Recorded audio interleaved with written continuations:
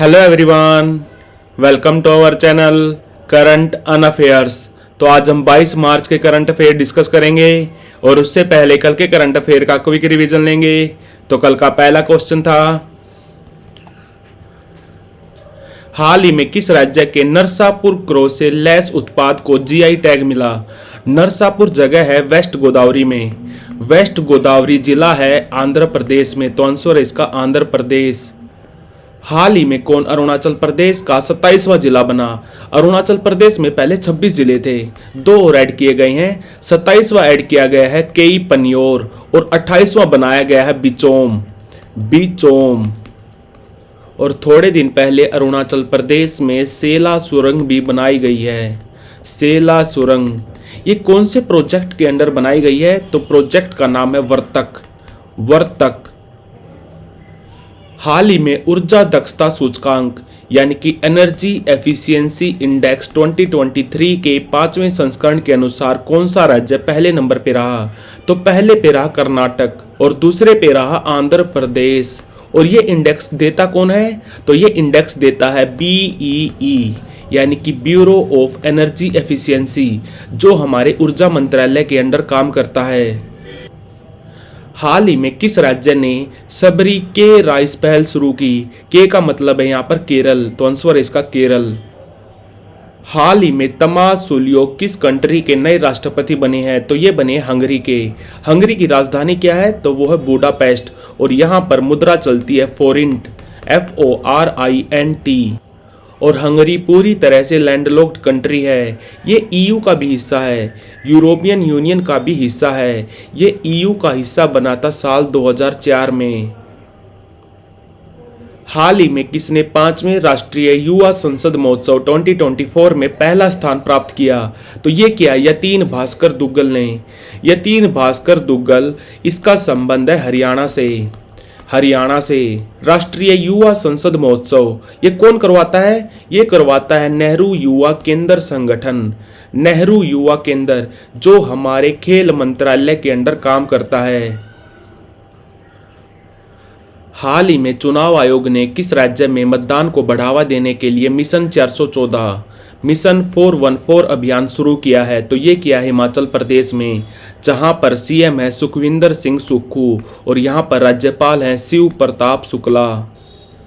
हाल ही में PM मोदी ने भारत की पहली एकीकृत पाम ऑयल प्रसंस्करण इकाई यानी कि प्रोसेसिंग यूनिट का उद्घाटन कहां पर किया? तो ये किया अरुणाचल प्रदेश में। अरुणाचल प्रदेश के रोइंग में, ROING। और आपको बता दूं, भारत में जितना पाम ऑयल यूज होता है उसका 96% हम इंपोर्ट करते हैं। दूसरे देशों पे जो हमारी डिपेंडेंसी है पाम ऑयल को लेकर, उसको कम करने के लिए हमने एक नेशनल मिशन भी चला रखा है, national mission for edible oil palm oil. इस मिशन को लॉन्च किया गया था अगस्त 2021 में।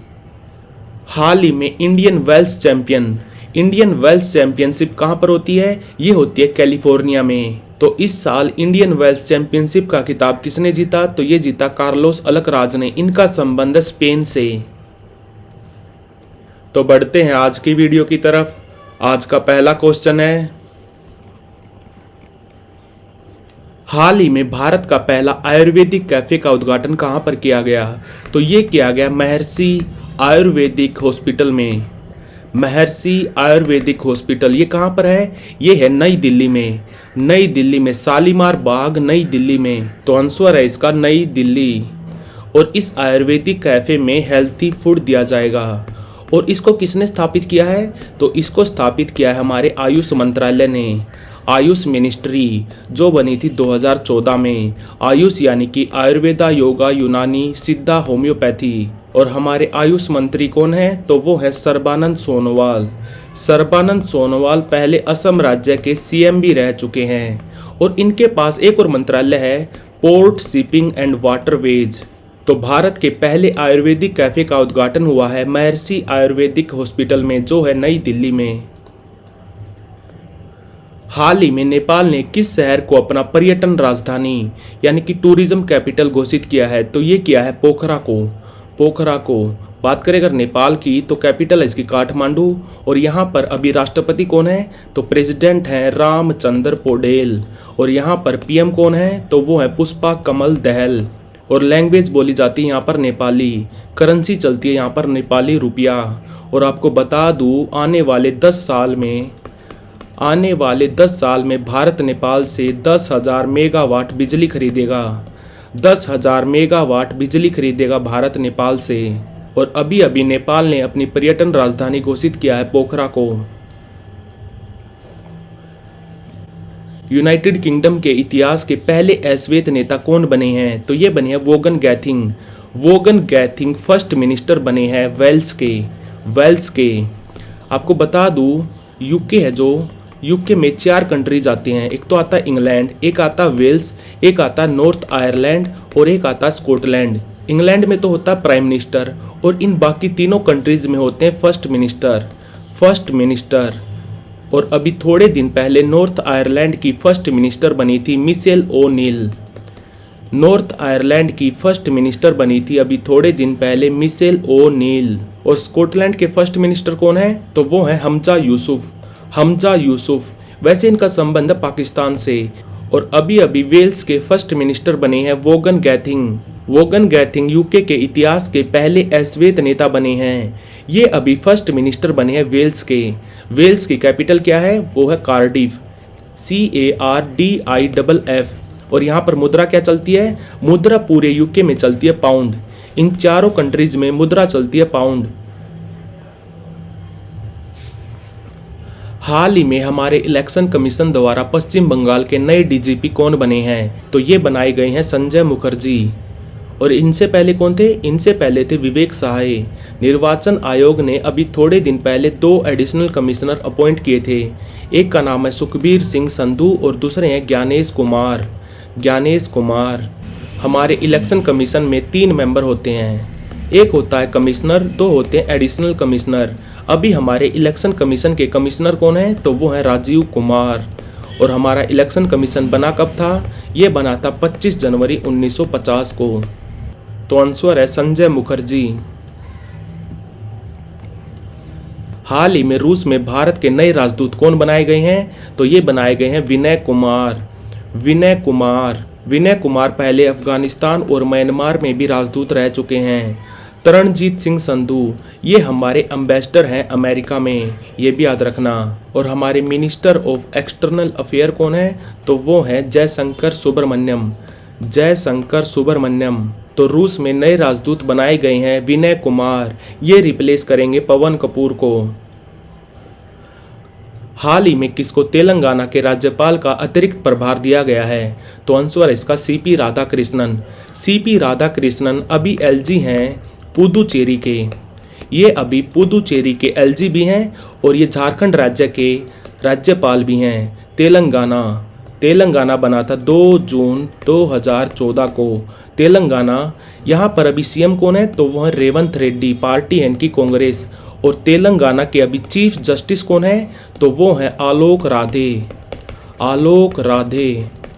तो तेलंगाना के नए राज्यपाल बने हैं सीपी राधाकृष्णन। और इनसे पहले कौन थी, इनसे पहले तेलंगाना की राज्यपाल थी तमिलसाई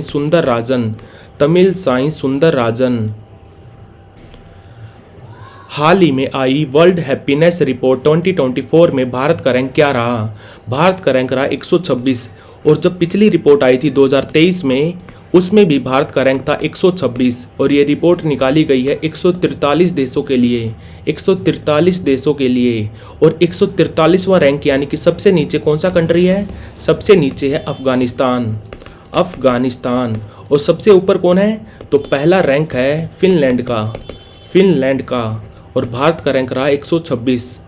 और अभी थोड़े दिन पहले ह्यूमन डेवलपमेंट इंडेक्स की रिपोर्ट भी आई थी, उसमें भारत का रैंक कितना रहा था, उसमें भारत का रैंक रहा था 134 आउट ऑफ 193 कंट्रीज। हाल ही में भारतीय नौसेना ने किस आईआईटी के साथ अनुसंधान यानी कि रिसर्च और नवाचार यानी कि इनोवेशन के क्षेत्र में साझेदारी की तो ये की है आईआईटी खड़गपुर के साथ। और पहला आईआईटी कब बना था, ये बना था 1951 में। कौन सा बना था, आईआईटी खड़गपुर। और आपको बता दूं, आईआईटी इंदौर पहला आईआईटी बना था जिसने घोषणा की थी कि वो अपना सैटेलाइट कैंपस खोलेंगे उज्जैन में। और अभी थोड़े दिन पहले आईआईटी मद्रास पहला आईआईटी बना था जिसने विदेश में कैंपस खोला था। कहाँ पर? जंजीबार में। जंजीबार है तंजानिया में। और अभी थोड़े दिन पहले आईआईटी मद्रास ने अपना नया कैंपस खोला है कैंडी में। कैंडी कहाँ पर है? ये है श्रीलंका में। बात करें अगर भारतीय नौसेना की, तो हम नौसेना दिवस कब मनाते हैं? तो ये मनाते हैं हम 4 दिसंबर को। और अभी हमारे CNS कौन है, यानी कि चीफ ऑफ नेवल स्टाफ, वो हैं आर हरि कुमार। तो आंसर है इसका IIT खड़गपुर। हाल ही में महाराष्ट्र गौरव अवार्ड से किसे सम्मानित किया गया? तो ये किया गया डॉक्टर ओमा रेले को। और अभी थोड़े दिन पहले महाराष्ट्र भूषण अवार्ड भी दिया गया था। महाराष्ट्र भूषण अवार्ड ये महाराष्ट्र सरकार द्वारा दिया जाने वाला सबसे बड़ा नागरिक सम्मान है। ये दिया गया था अशोक सराफ को। और महाराष्ट्र की सरकार संगीत के क्षेत्र में भी एक अवार्ड देती है जिसका नाम है लता मंगेशकर अवार्ड, ये भी याद रखना है। और एक देती है खेलों के क्षेत्र में जिसका नाम है छत्रपति शिवाजी अवार्ड। छत्रपति शिवाजी अवार्ड दिया जाता है खेलों के क्षेत्र में। और बात करें अगर महाराष्ट्र की, तो यहाँ पर CM कौन है? तो वो है एकनाथ शिंदे। और राज्यपाल कौन है? तो वो है रमेश बैस। और डिप्टी CM कौन है? तो वो है देवेंद्र फडणवीस। तो महाराष्ट्र गौरव अवार्ड दिया गया है डॉक्टर ओमा रेले को। हाल ही में सरस्वती सम्मान 2023 किसको दिया गया? तो ये दिया गया प्रभा वर्मा को।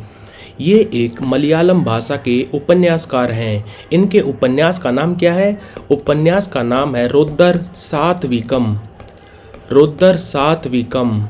और बात करें अगर सरस्वती सम्मान की, तो ये पहली बार दिया गया था सन 1991 में। किसको दिया गया था ये पहली बार ये दिया गया था हरिवंश राय बच्चन को। और इसमें कैश प्राइज दिया जाता है 15 लाख रुपए। और इसको कौन सी संस्था देती है? तो संस्था का नाम है के बिरला फाउंडेशन। और यही संस्था देती है व्यास सम्मान भी देती है के बिरला फाउंडेशन। और व्यास सम्मान में कैश प्राइज दिया जाता है 4 लाख रुपए। तो इस साल सरस्वती सम्मान दिया गया है प्रभा वर्मा को। ये 33वां सरस्वती सम्मान है। और इनसे पहले किसको दिया गया था? यानी कि सरस्वती सम्मान 2022 किसको दिया गया था? तो वो दिया गया था शिव शंकरी को। तो आंसर है इसका प्रभा वर्मा। तो like, share, subscribe. Thank you for watching current un affairs.